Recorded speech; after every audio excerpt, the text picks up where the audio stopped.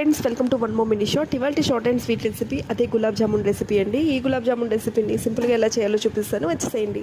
అయితే 2 cups of gulab jamun పౌడర్ని తీసుకుందాము. ఇప్పుడు దీంట్లో 1 tablespoon షుగర్ని అలానే కాచి చల్లార్చి పక్కన పెట్టుకున్న 1 గ్లాస్ పాలను అయితే ఈ పిండి కలుపుకోవడానికి ఉపయోగించుకుందాము.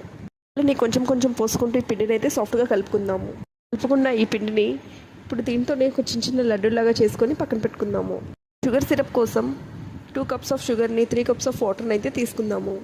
అంతా వాటర్లో మెల్ట్ అయ్యేంత వరకు బాయిల్ చేసుకుంటే సరిపోతుందండి. ఇప్పుడు దీంట్లోనే ఒక 4 ఇలాచీ కూడా వేసుకొని బాయిల్ చేసుకొని పక్కన పెట్టుకోండి. ఇప్పుడు ఒక కడాయి పెట్టుకొని దాంట్లో 4 tablespoon ఆయిల్ వేసుకొని ఆయిల్ మంచిగా హీట్ అయిన తర్వాత పక్కన పెట్టుకున్న ఈ లడ్డూలను అయితే దీంట్లో వేసుకొని ఫ్రై చేసుకుందాము. ఇదంతా మీడియం టు లో ఫ్లేమ్లో మాత్రమే చేయండి. అప్పుడు మాత్రమే మనకి జామున్స్ లోపల సాఫ్ట్గా కుక్ అవుతాయి. ఫ్రై అయిన జామున్స్ని సిరప్లోకి అయితే యాడ్ చేసుకొని ఒక ½ an hour పక్కన పెట్టుకొని తిన్నారంటే ఎంతో ఎమ్మిగా టేస్టీగా ఉండి ఈ రెసిపీ రెడీ అయిపోతుంది. థ్యాంక్స్.